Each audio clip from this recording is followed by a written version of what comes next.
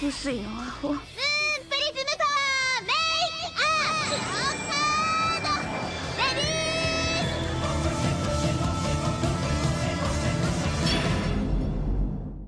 Welcome to Shoujo and Tell, where we discuss shoujo manga and tell who's hot and who's not, talk about themes, and just generally geek out. Today, February 4th, 2020, we'll be shoujo and telling about volumes 10 through 18 of Basara by Yumi Tamura. So that's the middle third of the series. I'm your host, Ashley McDonald, and I'm joined by Caitlin. Hello, Caitlin. Hello. Have you figured out what last name you want to go with? I'm just going to stay Caitlin for a while, which is, of course, really easy to identify me. You're going to be like Oprah and Beyonce. Yes. My name is definitely as distinctive as the names Oprah and Beyonce. Yeah, I'm so glad. Caitlin, who are you? I am a writer and editor for Anime Feminist, and I also review, well, usually anime, but now more and more just various stuff for the Daily Dot. Just stuff, okay. And it has been 2 years since I have updated, almost 2 years since I have updated heroinproblem.com. Oh, Caitlin. I know. I'm very busy. I can see that, but you know, I need more of that shoujo content. I know. Gosh.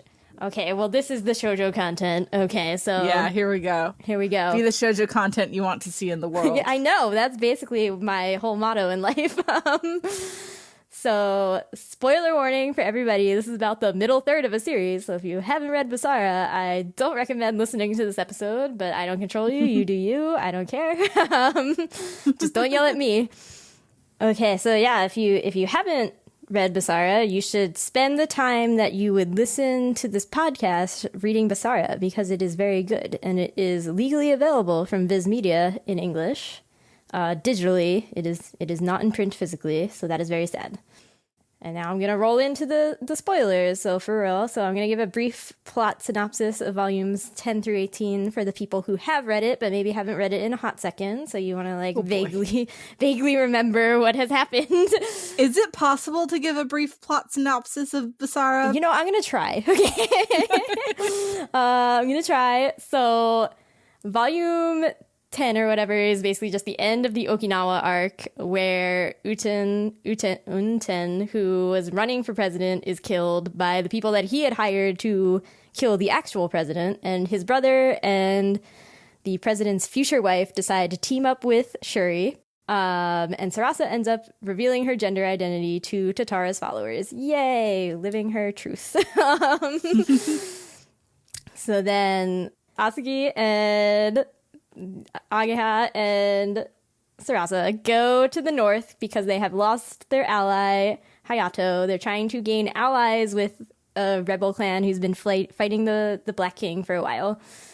But they fail, the trust tests that these people have given them. So they end up in an underground prison. And this little arc focuses a lot on Ageha. But, they get out of the prison, so that's fun. So then Sarasa and her crew go back to Suo City, which is the Red King's territory.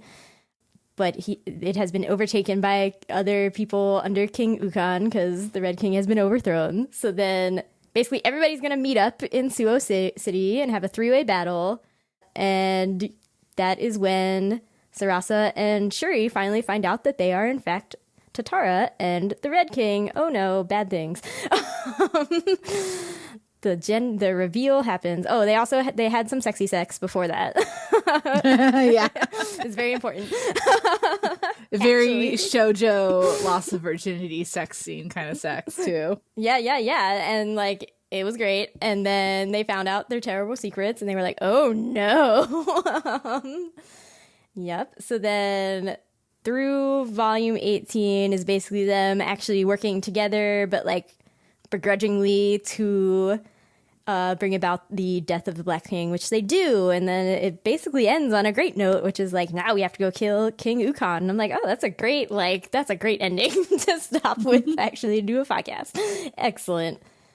Yes, I believe those are all the really, really big overarching things that happen. There are a million tinier things that happen in this, and maybe some of them will be discussed, but here we go. So we're going to start with some listener questions. They were from all of the manga on Twitter, which is a great Twitter handle. All of the other manga. That's always what I think of when I see her handle. Hi, Olive. There we go. It's a little too late, yo. We just passed Christmas, you know. Wrong season. But yes, so first question is, this is the chunk where we really see Sarasa struggle with almost a quote-unquote split personality between traditionally masculine and feminine roles. How has this aged? And even so, would you say Sarasa stands as one of the top shoujo heroines accessible to English-speaking audiences? I would say I wouldn't call it so much gendered. I mean, it is in that, like, everyone assumed that Tatara was the boy of destiny instead of the child of destiny.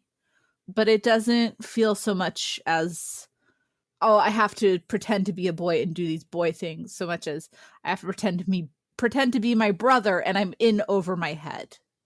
I was not raised for this. I was not prepared for this, but I have to do this. So it never really felt like especially gendered. Like, yes, there are times where she's like, I just want to be a normal girl, but like that to me feels like I just want to be Sarasa, because there are really great, powerful, strong female leaders around her. Like, Basara doesn't play too much with gender essentialism, which I really appreciate about it. Is Sarasa one of the great shoujo heroines available in English? I would definitely put her up there. I would rank her like a little bit before Yona. I've got a little bit more of affection for Yona, but I think that might be because I have to admit I like Yona of the Dawn more. Whoa. I know, but like, listen, Basara is an incredible epic work, but it is difficult. It is a difficult read. Yona of the Dawn, I feel like, accomplishes a lot of the same stuff that Basara wants to accomplish, and is also a lot more accessible. But that's a tangent.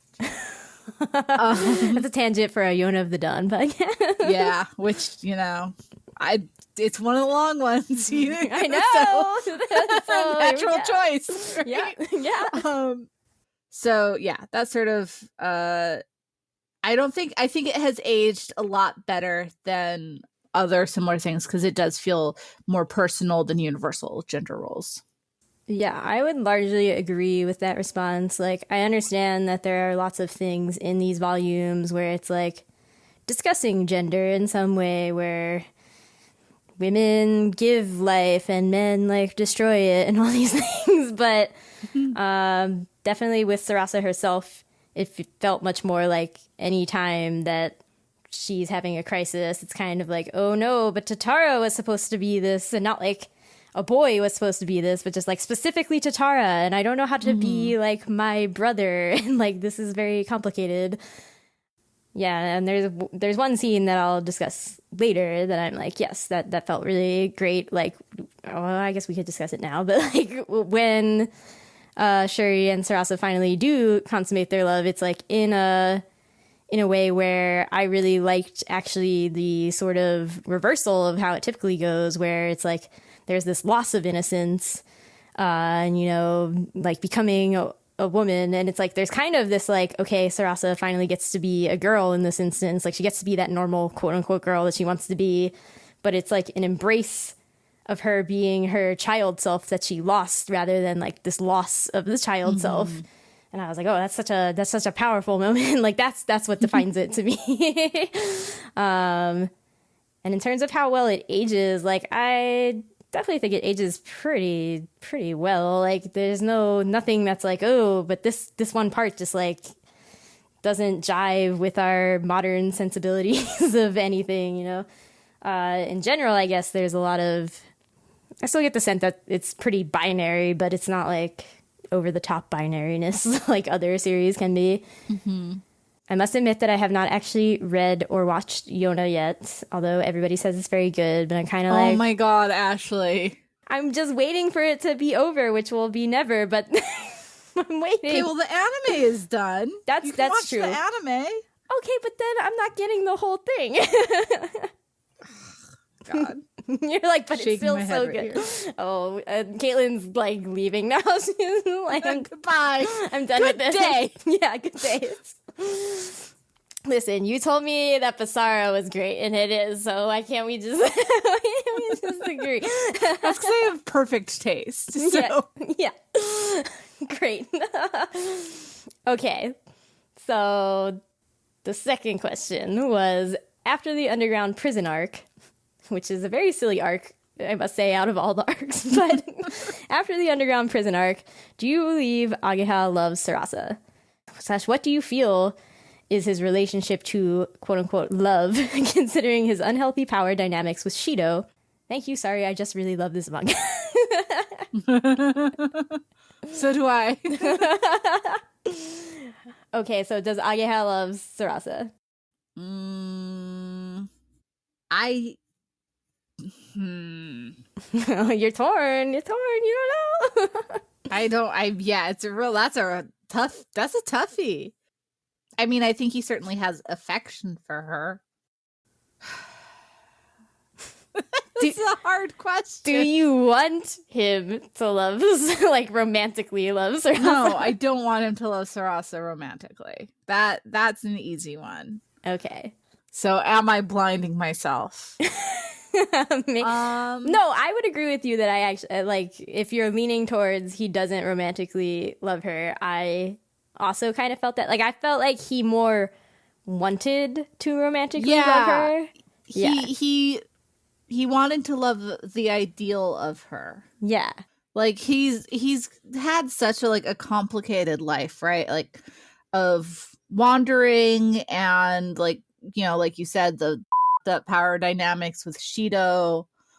I don't think he's really capable of, like, that kind of love, and he sees Sarasa as Tatara as more of a symbol, and that's why he, like, takes off right when she has her crisis, because she is not capable in that moment of being who he wants her to be.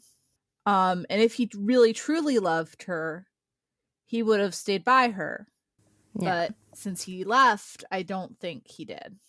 I think he loves the symbol more than he loves the person. Yeah.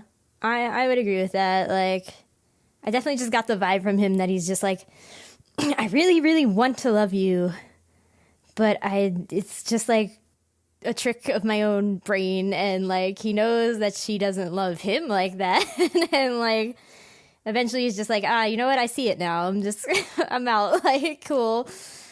And I think in general Ageha is one of those characters who's really, really good, obviously, at summarizing what other characters are feeling or how they should feel or deal with the situation. Like, it's very clear to him as an outsider, like, yes, this is how this should go, and I will come and be a mystical desert creature who comes and dances and like saves you and whatever.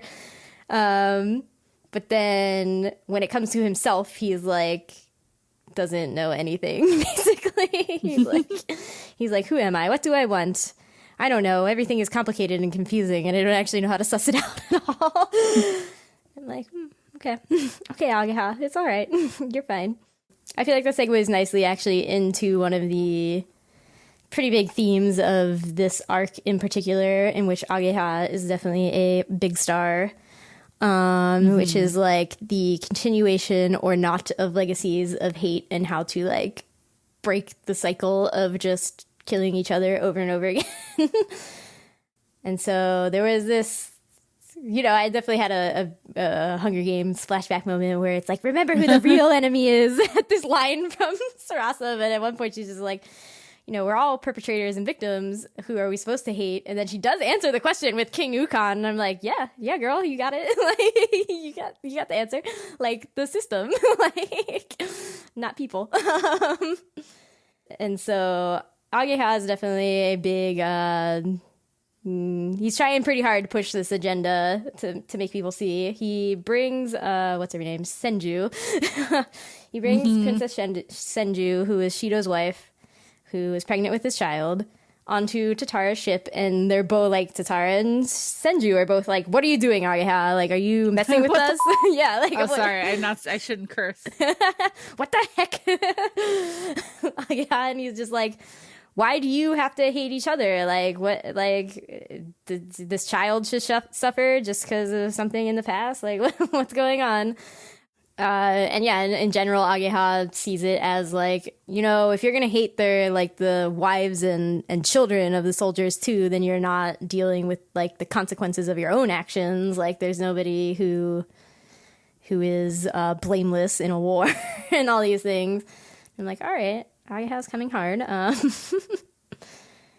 But then to the point where my point that Ageha is bad about himself, he has a line where he's just like, when they're in the underground prison and he's been like a little bit roughed up and stuff, he's like, it's okay, I'm used to abuse. And Sarasa's like, nobody gets used to abuse. It's not it's not a thing. You know, like, I was like, oh, cutting, yeah. And I guess the other big thing with Ageha that I put down was, you know, Ageha then berates Water Deer for you know, giving Ageha the beating in the end. And then Water Deer is like, okay, if you want some revenge, like, you can exact it now. And then Ageha just gives him a hug. Aww. Right. I feel like Ageha has a really complicated relationship with the change that he wants to create in the world. Yes. Because, you know, there's so so many ideals going on, like, and so he's had a lot of experiences. He's had a pretty terrible reality, and so there's like this tension between his ideals of the world he wants to see and the reality, like the reality he has survived, and that has in many ways shaped his ideals. But when going back to the thing with Sarasa, like, there is a certain point where he cannot take it anymore and he breaks a little bit. But he is, you know, his diversity of experiences, his diversity of acquaintances is really useful to building that better world. Yeah. But, you know, it's hard, and he is only human. And I think, honestly, that moment where he's just like, I'm gonna leave Sarasa, like, that was very, like, humanizing. Yeah, like, otherwise Ageha can seem like a mythical being. Right. Like, that wasn't probably the right choice for him to make, but, like, he made it in this moment of just absolute frustration and feeling lost. But yeah, I feel like he has a really strong understanding of what he wants and how to make it happen, but the execution is hard, especially when not everyone works in the way that is ideal for it. Yeah, like, he definitely spends a lot of time actually very not present in the story. Like, he's off somewhere and people are like, I don't know where he is. Like, who knows? Mm-hmm.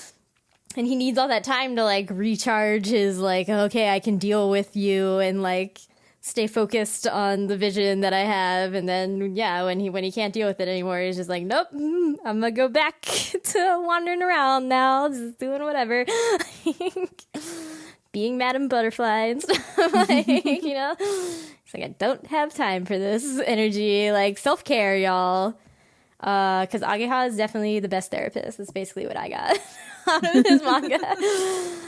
Until he fires Sarasa as a client. Yeah, then he's just like, you know what, girl? Like, yeah, I can't help you. He's like, I can't fix this. Yeah.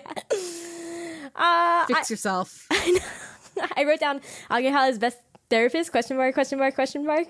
I wrote down the line, it's not about what you must or should do. Always remember what you want to do, which is literally something like everybody who gives therapy to me says to me. And I'm like, yes, accurate.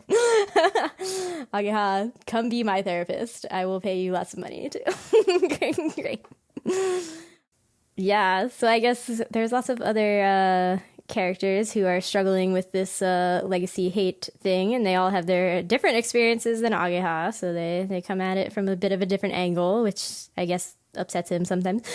But I guess their Senju is definitely the most entrenched. It's okay. So she both most entrenched, I think, in her hate of Tatara for taking away her husband, and then in the end, she realizes that like that's also the most ridiculous because she doesn't actually know Shido that well. Right, and she makes some really bad decisions around it too. Like, just like, oh, I am literally about to give birth and I'm going to get off the boat and wander over and oops, now I have to like give birth in a stable. Yeah, and I'm going to be very mad about it. I don't know. That's very, now that I think of it, almost like Jesus metaphor sort of thing. Yeah, Jesus metaphor is happening right here. Whoa, all right. Shido's kid is 3. Jesus. Oh, man. All right. I mean, I guess that can fit a little bit if he's supposed to be like, look, the sides have finally come together. We'll have to see how it goes, right? To see how it goes. Caitlin's teasing me. I literally, like, I honestly don't remember super well how it ends. Oh, then we'll find out next time on Shojo Tell, a manga. Yeah, so it's just like she realizes she's the most ridiculous because she's like, actually, I didn't know Shido at all, and I didn't understand actually how he died because Hayato is the one who actually killed him, and she's like, maybe I don't know anything, and so I guess we should work together a little bit. And then I guess the most complicated one to my mind, I suppose, is Sarasa's mom. Having loved General General Kazan. And this I felt like just reading it, this bit where it's after Sarasa has found out that Shuri is the Red King, and then watching her go through like the catharsis in the mountains after Ageha has left her, I was like, all right, this is a little draggy to me. I'm getting a little like antsy. But I felt like it paid off for the ending of her meeting her mom again, and then oh my gosh, I cried. You cried? I cried. Oh damn. Tell us about that. I mean, it was built up perfectly in that it didn't feel like overdone, like everything's building to this one big moment. All right, okay, it's gonna happen. All right, it's happening. Okay, like, all right. No, it didn't feel like that. It was just like that little hint. It's like when they start talking about like the nightingale, and it's just kind of like, oh, could it be like, you know, Basara is dense enough. It does not need to like toss in like, we're gonna toss in this random one person. Yeah, got a big enough cast, so it felt like that was going to be significant. And then because she has missed her mother so bad for the entire series. Like, she spends a lot of time thinking about her mother, and then like she finally sees her, and it's like that one like last little bit of closure that she needs before she can move on to see her mother alive and healthy and to understand what happened to her. And that nice little parallelism with her mother and General Kazan and Sarasa and Shuri, it just worked out really nicely. And so it was just such a really strong moment. Yeah, and I agree that it's like, it wasn't overdone at all. It was just like, okay, it built up to this moment and it happened and it was great. And it's just like, you know, her mom is like, I have also grappled with this. Like, let me just tell, like, if you met, you know, because Sarasa's like, you should hate these people, because her mom is tending to a Black King soldier, and she's like, no, why are you helping them? Like, you're supposed to hate them. And her mom's like, I don't have the capacity to like hate people anymore, basically. Like, and she's like, if you met this soldier outside of him being a soldier and you being Tatara, like, don't you think you could be friends? Like, that's what happened with you and Shuri, is you met as not those things, and you actually agree and enjoy each other's company and like have similar worldviews. Like, you see past the like what you're supposed to be doing stuff, you know, and we're just doing what you wanted to do and all those things. And then Sarasa's just like, huh, all right, cool. I'm gonna go try to deploy this knowledge to fighting the Black King's soldiers still, and, you know, overthrowing King Ukon so that we can have a better world. Like, I'm gonna do what I what I need to do, but I'm going to try to do it in the most respectful way possible. And it was just like, wow, this manga is just amazing. What? Yeah. In the same way, I guess we should talk about the moment where Sarasa and Shuri do find out each other's identity. And Oh man, that moment is a lot. it's a lot. It's a lot. It feels so weird to say like this series really is about reconciling with the enemy in this political time where it feels so impossible to reconcile with the people who are opposed to you because Yeah. it's such a different kind of conflict. But yeah, that moment is just like, it's so like heart stopping. Like you see it in your heart. It's like, it's, you knew it was going to happen eventually. Yeah. The things could not have gone on like they were. And like, it's just like, oh shoot. Oh darn. Oh no. It's really hard to express like that emotion without swearing. Yeah. Oh, fiddlesticks. So yeah, it's such a heart-stopping moment, and you know, everything that I feel like in this stretch, like it feels like a lot of stuff that had been set up suddenly comes to a head. Which is good because, like, you know, you sort of need to, like, it's like, okay, we need to get this taken care of so that we can move forward with the plot instead of just dragging this one thing out past what's natural. Yeah. And then it's like, are Shuri and, like, are they going to be able to move past this? Are they? And yeah, like, yes, because the themes of the manga about reconciling two sides, about the humanity, finding the humanity in your enemies, like that is very clearly leading towards like, yes, Shuri and Sarasa are going to be able to be happy together, but at the moment it feels like everything is ending, everything is falling apart. Yeah. And it's a really good moment, especially since they did it before. Like, especially since they had sex like right before. Yeah. But yeah, no, that part is just like so like heart stopping. Yeah, I mean, I definitely had apprehension going into it because I was like, "Oh man, how's it gonna reconcile this?" Like, you know, I don't trust stories to like do really hard things well, but then this one did all the things in after that like really well, and I was like, "Wow, I'm so amazed!" Like, what? Yeah, like it was the perfect level of like being crushed and falling apart and then having to regroup and then actually picking up and carrying on. Yeah.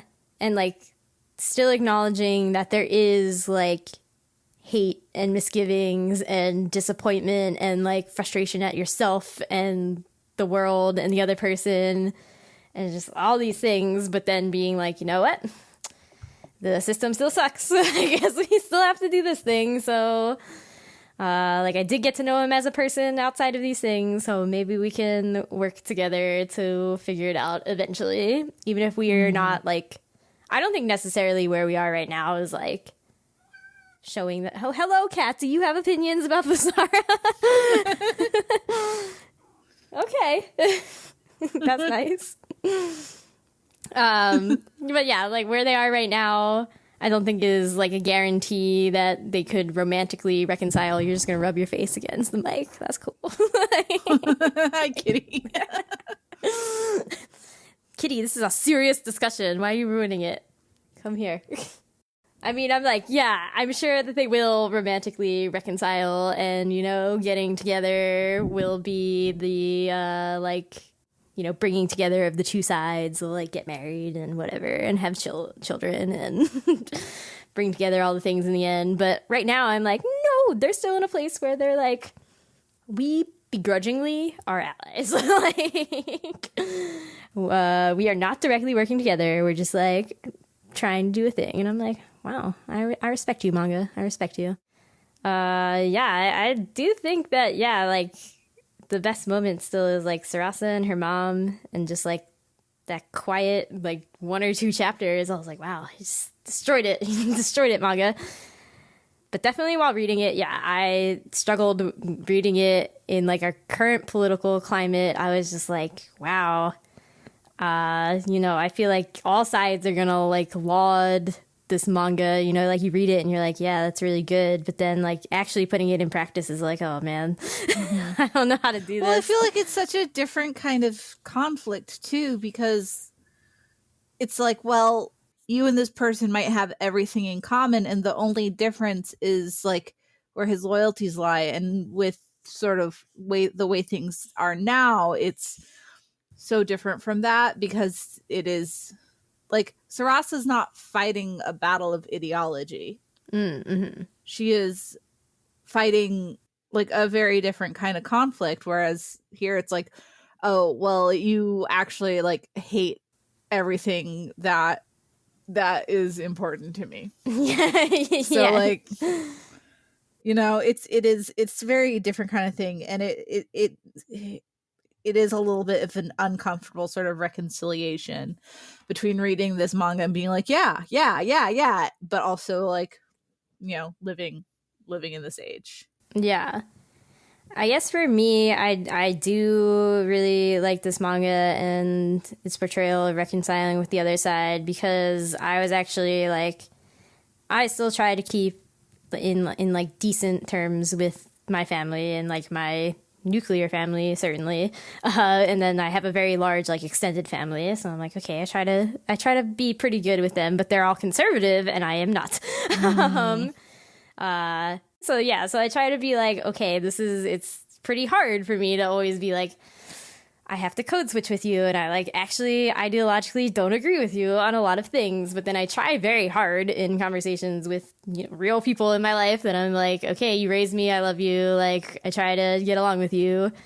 I try very hard to always go back to like, no, fundamentally we agree on like a lot of things, like it's just like, don't get lost in the politics of like the minutia of the systems. Like, don't let the system get in the way of like actually how much you agree. Right. Which I think is overall what Basara is trying to be like. Basara is like, the system is what is wrong. It's the system, not individual people in the system. Except King Ukon. Like, obviously there's very like blatantly bad people in this manga, but like otherwise most people are redeemable. Trying to like briefly look over my notes again to see if this is worth bringing up again. Okay, well, yeah, I think so. Okay, so one of the other big themes is the sexual awakening, and I know that we briefly brought up why like Sarasa and Shuri consummating their love, like the way that was brought out as being a return to Sarasa is really, really powerful. But there are other things in this stretch of volumes where they deal with sexuality, and I think this goes back to the initial question of like gender. Like, I think the most overt way that gender is brought up is in the way that sex is handled, because Ageha basically like, he gets, would you say it's rape? Like, he consents to it, but like begrudgingly. Like, he's forced to acquiesce. Yeah, no, like, it is not like he consents, but under extenuating circumstances, right? Like, yeah. Like, I'm going to let you have sex with me so that you will leave this other person alone is not really yeah, consent. It's not super consent. Yeah, exactly. So, and then while they're in the underground prison, just like other things happen with Sarasa. Like, that's when her gender starts to become more of a problem. Like the fact that she has boobs is a thing that they're like, right. Oh, we must super conceal this from other people.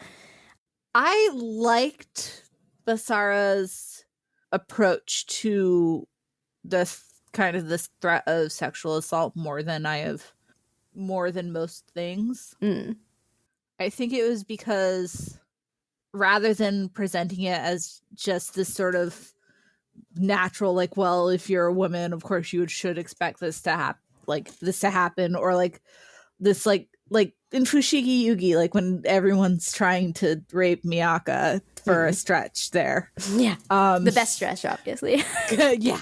The best stretch. Okay. Like, it's never really commented on. It just sort of keeps happening.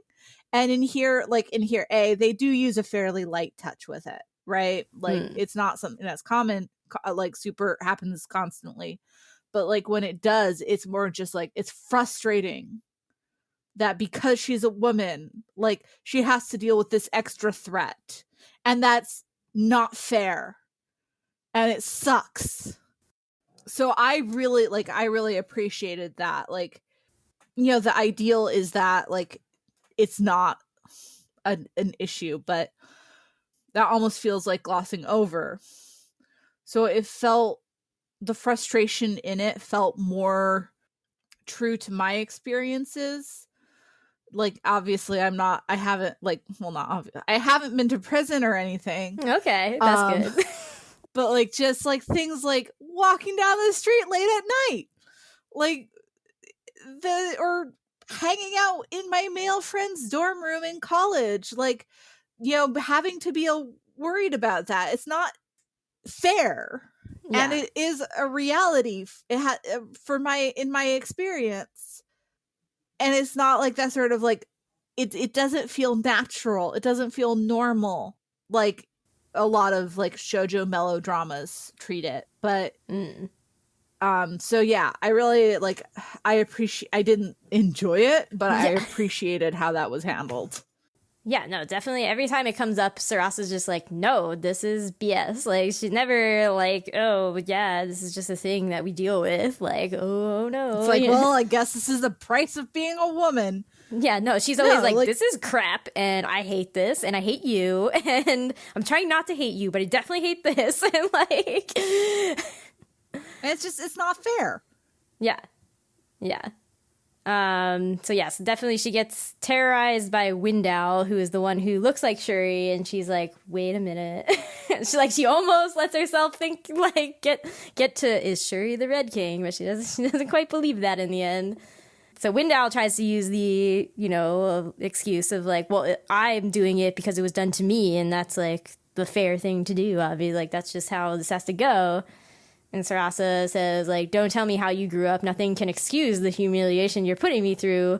You can't understand. It's worse than fighting with a sword. It makes me cower. It reminds me of all the terror that women go through. Reminds me that I am a woman, even while I'm trying to live as a man. And it's like, whoa. Mm-hmm. Sarasa's just coming at it, yo. Yeah, it's great. He's like, well, this is... you know, what I had to go through, so I'm going to do it to you too. It's like, some people assault women to cope? Question mark? That makes it fair? No. Do you know that meme on Twitter whenever someone is like trying to make excuses for something really garbage that people do? Like someone's just like, some people do blank question mark to, you know, in order to cope? Question mark. I do not know this meme. Oh, yeah. Oh, but it sounds great. Sounds like the right amount of snark that these things deserve. Yeah, so like having that be the whole setup before Sarasa and Shuri consummate their love, I think just makes, like, I'm so, like, you know, despite them being on opposite sides and the fallout after it, I'm like, I'm really happy for you, Sarasa, that like consummating your love with Shuri was like a very happy experience where you reconnected with your femininity, with your childhood identity. Like, it's great. I'm happy for you, girl. Like, go get it. You know, it was an assault. You weren't scared in that moment. Like, woo. Which I guess brings to the last overarching theme that I think this patch of volumes deals with, was the creating art/life rather than fighting. Because when they go back to Suo City, they meet what was his Momonoi was the dad's name, who is a henchman of King Ukon, and he sucks and he should not be a leader. He's a bad leader. Right. Don't make him but a he's boss. a loving father. Oh, yeah. He loves his son. He broke both of his arms to go. I mean, okay. Okay, that part wasn't so good. Okay, but it seems like he and Hozomi had like some of the better relationships in the series. It's true, compared to other family. Yeah. And I do think that for a while there was some, like, if not reconciliation, then, like, they were begrudgingly being like, okay, Dad's doing some bad stuff, but overall he's a good guy. And then, Hozumi would do something to mess up some of his bad guy stuff, and he'd be like, okay, Hozumi's messing up my vibe, but I do love him, so I'm gonna let him get away with it. And it only really starts to go bad once it's like, you know what, I can't let him get away with it anymore. I guess I gotta break both his arms. It's like, oh, well, that escalated quickly. Well, all right. That's not good. That's not good parenting. That's not good parenting. So Hozumi is the one who's all like, in the same way that I guess lots of the characters are coming to be like, I just can't hate other people anymore. He's kind of like, actually, I hate all of you who still fight. Like, anybody who fights, doesn't matter which side you fight for, like, you're bad to me, right? Like, he's the other side of this. And then his girl, Renko, so he's just, like, painting stuff, hoping that they don't destroy it because art is important or something, whatever. Quaint times. I loved Renko. Yes. But Renko is the real hero here. Yeah, like, honestly, the diversity of female characters is so good because you have, Sarasa, you have Cha-Cha, you have Yuna, you have Renko. Oh, they're so great. Kikune. I was gonna say, you missed your favorite girl, Kikune. Yeah, I also really loved Renko. I really liked her outfit too. Like, I don't know. I was like, I'm into your fashion, Renko. Yeah. Get it, girl. But yeah, I think I love, like, Renko and Hozomi felt almost like more current, like the protesting war through the creation of art and journalism and sharing the truth with people. Like, that was very powerful. Yeah, I agree. So they play with this, like, Senju at one point also claims that, like, Sarasa is kind of betraying her gender by pretending to be a man, so she doesn't understand that women are, like, the givers of life and and all these things. Yeah, Senju I don't love. Senju is the bad one here. Senju's a good character, but I don't like her. Fair. That is largely my feelings about Senju as well. I'm like, Senju, you have, like, I guess it's because she feels more like in the way that other characters feel like actual characters. She just kind of feels like a archetype, like a symbol of the hate. And then, oh, okay, like I flip sides here after y'all just keep being nice to me. Like, I mean, she basically doomed Shido when she had sex with him right before he left. Yeah, so she should blame herself. Has she read a shoujo manga before? Yeah, come on. Come on, man. Do you read? Get it together. Just one night before you leave. Oh no, nope. That's it. He's dead. He's doomed. He's doomed. Yeah. But then in the end, I guess, like, what is Renko and Hozumi do get a little bit wrecked in the end there. Yeah. So it's sort of the idealism versus reality. Yeah. Where I was like, I admire you, but yeah, like, I don't know. I guess, just because I was raised conservative, I do feel sometimes that, like, I have, like, I'm liberal, but then I, like, sometimes I'm like, you can bring out the conservative in me, like, it'll happen. Like, and this is definitely one of those moments where I was like, yeah, I don't know, like, was the pen ever mightier than the sword? Like, I don't know, I have, like, American nostalgia for a day when, like, oh, The Jungle, like, as a big book by Upton Sinclair, like, yeah, that did something. Now I'm like, no, nothing can do anything, I don't know. Poor Hozumi. Got both his arms wrecked. Poor boy. Yeah. And then he still made flowers with his mouth, though, so... Yeah. Great on you, Hozumi. It just, those two are very reminiscent of, like, the political movements of our time, or a little before our time, previous generation. That's true. That's a good way to think about it. And then but in the end, that idealism cannot cannot stand up to. I don't know. There are no tanks or anything. No modern warfare, but just like, oops. And then from all that, they basically destroyed Suo City. Like everybody who was trying to protect Suo City destroyed it. So that was fun. But I think those are the big themes. Do you have anything else you want to bring up before a bridge shipping corner? No, not really. Okay.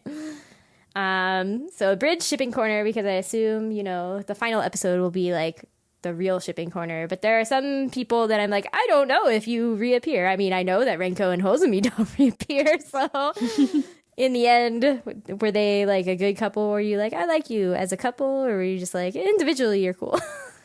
I think they were a really good couple. They were obviously written as a couple, but their idealism was very beautiful and they were very beautiful, and they definitely felt like that beautiful, tragic couple. Yeah, they were definitely that beautiful, tragic couple. At the same time, I was just like, Hozumi, what are you doing, boy? You knew you were going to put Renko at risk. What you doing?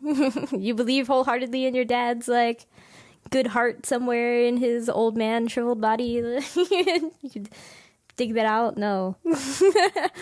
How dare you, Hozumi? Yeah, but overall, I was like, Renko is my favorite girl now. She's pretty great. Yeah, but I feel like those two they weren't so much as like, oh, these modern ideals don't work in this world, as we need to build, like, they are going to try to build a world where they can people survive. Like that can exist. Can survive. Cannot be dead. Yeah, they're definitely a catalyst for like, oh no, these beautiful souls can't survive in this world. Clearly, it's trash. Yeah, but so I feel like, I guess overall we haven't really mentioned the arc where they kill the Black King and whatever. But this is the time to talk about apparently one of your favorite girls, Kikune. As paired with Ichimatsu, who was the Black King's really wife. Out of nowhere, honestly. Yeah, you felt like it was out of nowhere.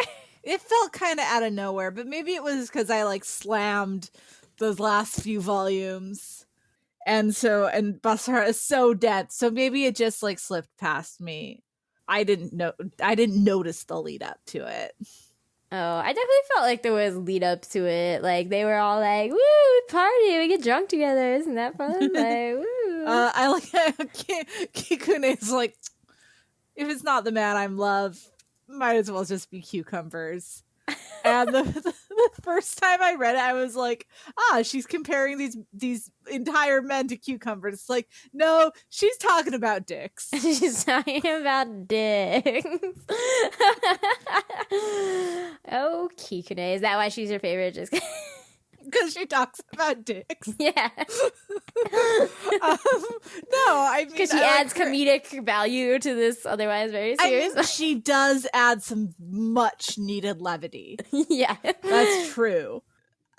So, like, maybe in another series, I wouldn't have loved her as much, but like her whole like very like energetic, lighthearted deal really does like bring a needed dynamic to the cast. Yeah. I just got so like, I think I picked up on the Ichimatsu vibes, but like other things maybe slipped past me where I was like, okay, Kikune is one of Asagi's people who was brainwashed by somebody else, but then like that doesn't matter. I was like very confused in the beginning. I was like, okay, whatever. Basara, I don't know. Basara is happening to me right now. I feel like Kikune felt like a Clamp character to me. Yeah? No? Just like the way she looked, the way she had like quirky things. I was like, the Clamp. Yeah, I can see it. Yeah. You've also been reading a lot of Clamp lately, so maybe that's just on your mind. I haven't really read any Clamp for a while. Oh, okay. No, I don't know. I was just like, you feel like you could be out of like Tokyo Babylon or something like, and it's like weird. Yeah, you know what? That's fair. And she's she's got that '90s JoJo look. Yeah, like that's what was doing it for me. Yeah, you know what? That's fair. That's fair. I'll give you that. Excellent. I'm glad.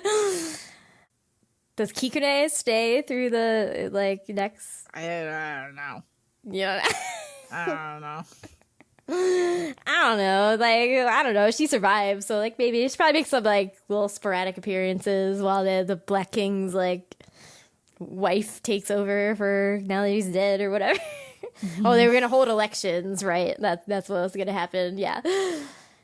Great, excellent. Yeah. I mean, Shuri and Sarasa, check in on them. How you feeling about that? I mean, I hope those crazy kids get it figured out. Those crazy kids figured it out. Those crazy kids. Oh. I mean, I thought the sex scene was a little cheesy. Honestly, it was. It's very. heavy-handed. I mean, it's very like shoujo, like first sex scene, right? Yeah. You don't see anything. You see him like kiss her chest a little bit, and that's it. But it's still like a chapter long, and you're like, what? And like, what did she say? Ooh. She had some like internal monologue, like the sky is full of lights, or something like that. I don't remember. I don't know. Like this, it's very like standard for the genre. Yeah. I remember like in Ayashi no Sara's. Ooh, we should do Ayashi no Sara's. Oh man. I would have so many feelings about that. I haven't read that in forever. But in like Ayashi no Sara's, I think Aya's like, I feel like my body is melting. It seems to be conveying a very romanticized vision of first sex to an audience that is not having sex. Yeah. So, I mean, I support them. You support them? I support them. Well, she says at some point heaven is falling, so that's fun. Heaven is falling. That's the one. Yeah. Which, listen, is your first. I mean, I guess Shuri is experienced, so he knows what to do. But like, you're like, first sex is not wonderful, kids. Like, no, first sex is kind of horrible and awkward. Yep.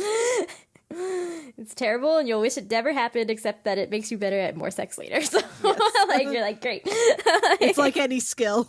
Yeah. Gotta do it the first time just to know what your baseline Get is. through Like. It's true. It's just the truth. It's not wrong. You're not wrong. Not wrong.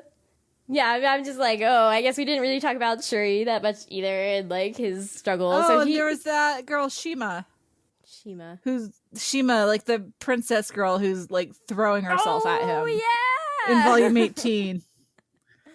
No, girl. No, chill out, please. Stop. Yeah, I feel like the whole arc where they're like on the same side but not really, and then there's like a slew of whole new characters. I'm like, oh no, I'm lost again. So many new people. Why? Don't need them. Oh. But yeah, in general, Shuri in these volumes, like he'd already fallen pretty far. Like he lost Suo City already, and he's hanging out in Okinawa. But in these volumes, he became a slave, so that was yeah. He's lost so much. Yeah. Ooh, I guess I'm trying to remember I guess he's like freeing the slaves or something. And then he gives a little speech about like letting yourself be a victim that I was like, is this good? Is this bad? I don't know. I mean, there's I feel like he is like on just the okay side of the line, right? Yeah. Because there's a difference between like letting yourself be a victim as in like institutional issues, as opposed to like you as an individual are in the situation and you're just sitting here and crying and feeling sorry for yourself, as opposed to trying to change it. Mm-hmm. You know what I mean? Yeah. I think that might have been the one moment where I was like, ooh, I don't know how I feel about this. And I feel like the context was different. I think, yeah, that's loaded phrasing, but I think the context, like in context, is fine. Okay, that's fair. Yeah. I leaned towards like, I guess it's all right, but like just it coming from Shuri, I was like, okay. Are you cool yet, Shuri? I don't know. Volume 18, like maybe. He's getting there. He's getting there. Oh man, it took 15 volumes to reveal that Sarasa was Tatara and Shuri was the Red King to each other. Very good moment, though. I know. It didn't even feel drawn out either, so, you know, it's impressive. Yeah.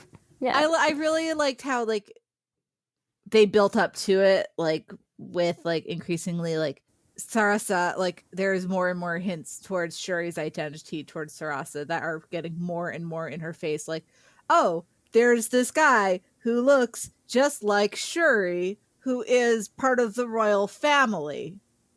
Yeah. Huh. And he has a cousin named Shuri. Huh. Like, so she is so, like, obviously, like, just, like, looking away, refusing to believe it. Yeah. And eventually, like, they're there face to face. And then that's it. Like, there's no denying it anymore. And she just breaks for a while, but then she puts the pieces back together. But anyway, yeah. Yeah, it was good. It was good. Yeah, I'm just trying to be like, oh, are there other big moments that were missed here? I feel like I had one in my brain and now I've lost it already because that's the type of person I am.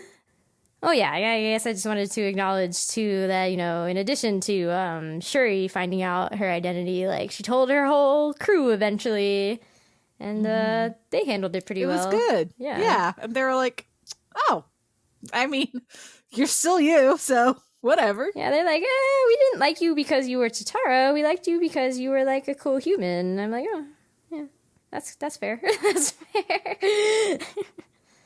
And I think that's one of the things that keeps the gender from, like, feeling too outdated, too, is just like, oh, that didn't matter. Like, nobody made a big deal out of that at all. Right. It was I loved how anticlimactic it was. It's, like, such a non-issue. Like, we're not following you because you're Tatara. We're following you because you're our leader.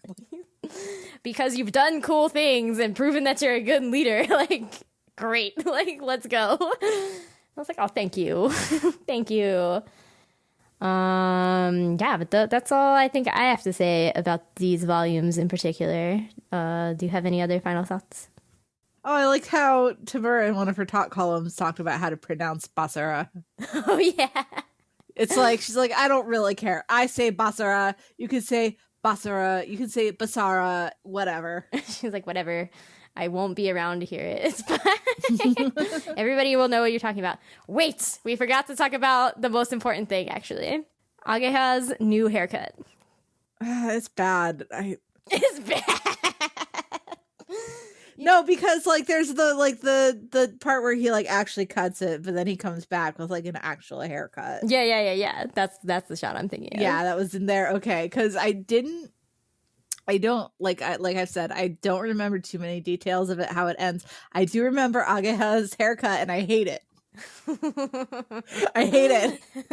He reminds me of bad. Like a Escaflowne villain with that hair. Like, when I looked at him, I was like, "Oh, you just became like Fulkin or something." Like, what's going on? Oh. Yeah, no, it's bad. Dad, boo to Ageha's haircut. All right, that's how we're ending this episode. Thanks for listening to Shojo and Tell. Comments, questions, constructive criticism, concerns. You need to tell us why you love Basara so much.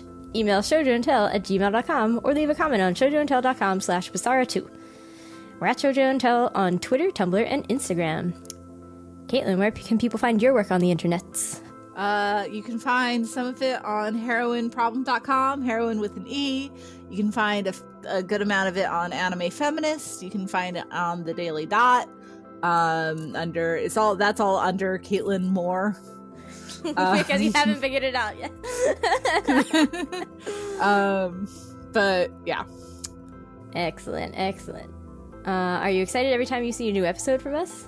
If so, please consider leaving a rating in I wanted to say in iTunes, but it's Apple Podcasts now. I don't know. This will help the podcast reach more hearts, or at least ears. Thanks again for listening. We'll be back next time for the end of Basara with volumes 19 through 27. Stay tuned until then. Bye.